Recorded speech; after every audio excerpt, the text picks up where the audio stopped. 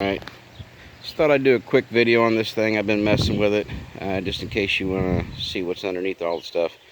So, when I bought this about a month ago, less than that, 2-3 weeks ago, it's only got just shy of 5 hours on it. Getting ready to do the break-in service soon. But when I got it, I noticed that the right front wheel was towed out, noticeably. It was pushing a little bit when I drove it. I still mowed with it. It wasn't bad, but it was just enough to bother me. So, anyway, I brought it in. Let's see, the covers are off right now, but I'll show you what I had to do to get them off.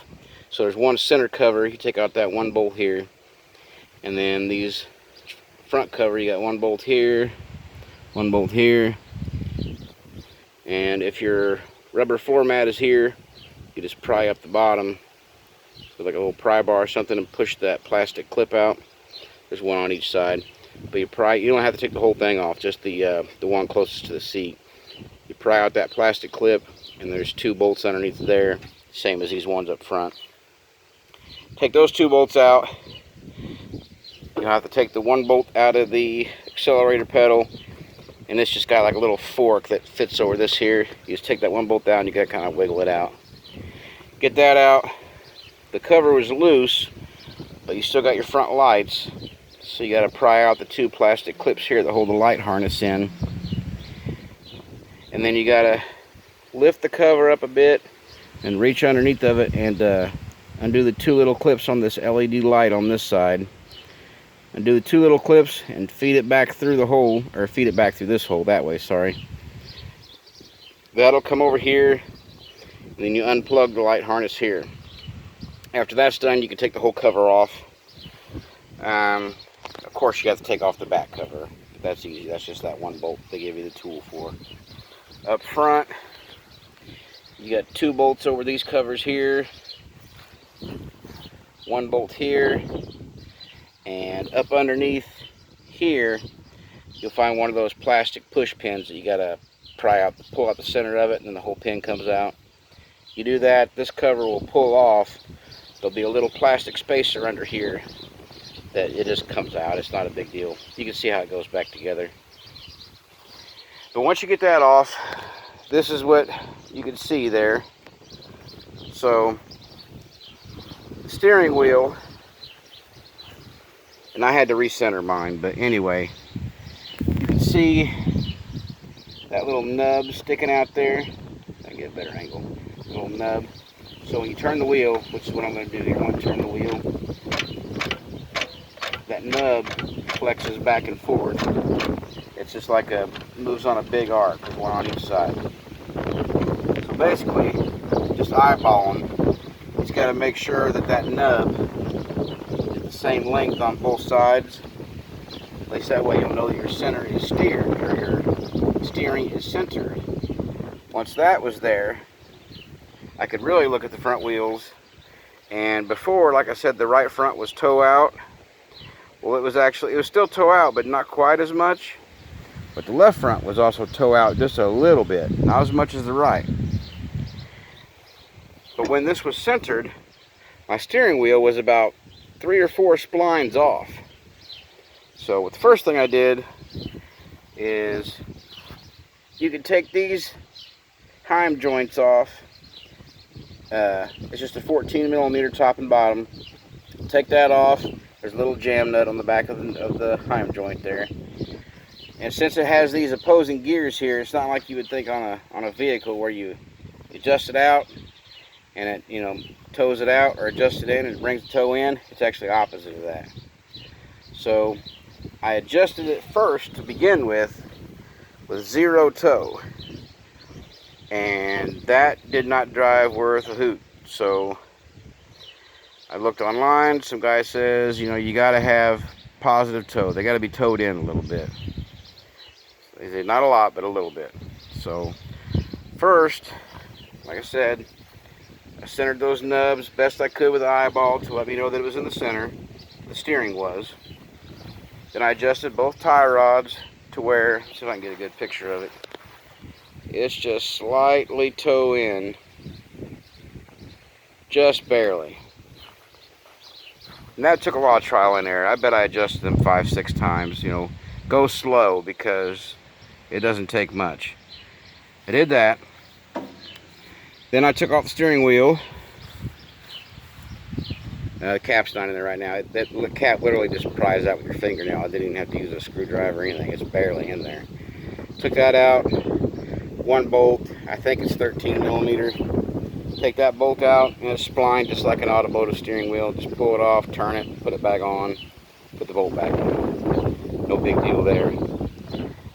But anyway, after I had the toe adjusted where I wanted, the steering wheel was centered, took it out for a drive, and it drove like crap. So that's when I knew I had to adjust the hydros. So I don't know if I can get under there.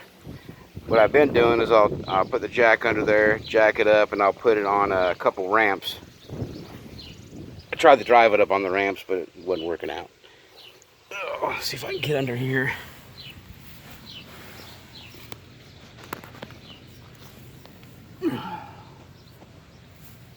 Can't really get a good picture, can I? Well, if you look back there, I don't know if it even comes up on this camera, but up there towards the top, a little bit towards the front, you'll see where the two rods come from the front, and they've got two heim joints that bolt to the hydro.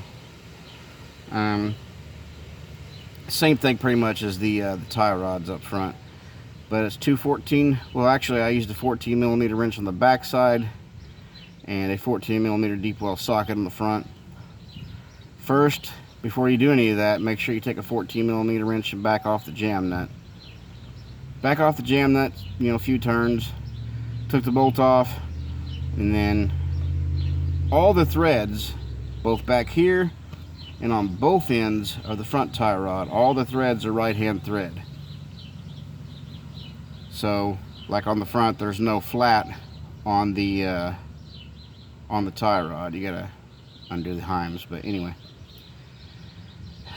Back off the jam nut, unbolt the heim, and then if you're wanting to speed up a hydro, you would twist it in like you're tightening it, looking at it from the rear. Twist it in, that makes it shorter. That'll pull the plates and whatever, making that hydro speed up. And then you just make adjustments. It was a lot of trial and error for me. I had to do both sides several times, but now I think I've got it right where I want it. It drives nice and straight. The steering wheel is centered. It doesn't wander all over the place. Everything works well. So once you get where you want it, you know, tighten everything back up. Make sure the jam nuts are secure.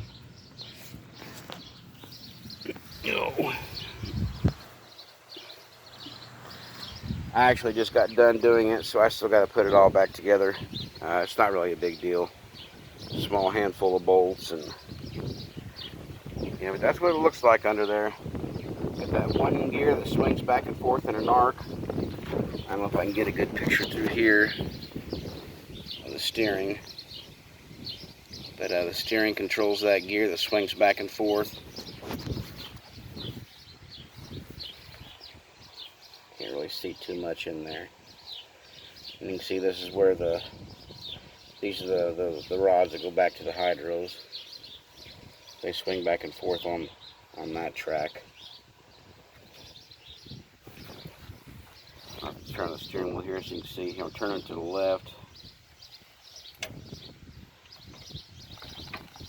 That's why all the threads on the tie rods there, they're both right-hand thread, because on a standard vehicle you'd have one right hand, one left hand. That way you could spin the rod and it would move either both of them away or both of them closer. But on this one here, it works backwards, so it actually works out. But yeah, anyway, it's not that big of a deal, just time consuming. Most time consuming part is adjusting the hydros in the rear. And that's only because you can't really get to it when it's sitting on the ground. You have to jack it up each time, get under there and do it. But overall, yeah, I'm pretty happy with this thing. My property barely has enough flat ground to put the house. Everything else is rolling hills. You can't really see a lot of them here, but I got some pretty steep hills. That was the main reason for buying this thing. Because a lot of this property I have to mow with a tractor and a finish mower, and I wanted a zero turn so I could do it quicker. And this definitely does that.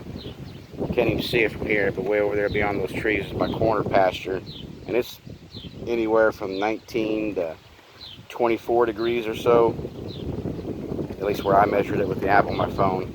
And this thing handled it like a champ. I know it's only rated at 20 degrees.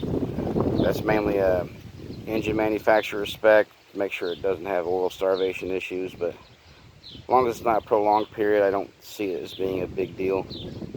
No, it mowed it great. Mowing side hill, turning uphill, turning downhill. It's awesome.